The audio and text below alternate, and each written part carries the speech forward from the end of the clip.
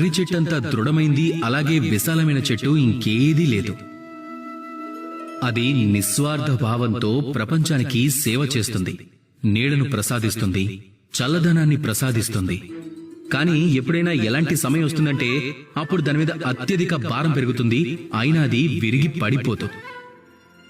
అప్పుడు దానికి తన ఈ నిస్వార్థ సేవకు ఫలితం దక్కుతుంది. తాను చేసిన నిస్వార్థ కర్మల ద్వారా తన కాండం నుంచి ఏ కొమ్మలు పెరుగుతాయో అవి ఊడలుగా మారతాయి. ఈ ఊడలు పెరిగి నేలకు తాకుతాయి. ఆ తర్వాత ఆ మర్రి చెట్టుకి ఊతాన్ని ఇస్తాయి.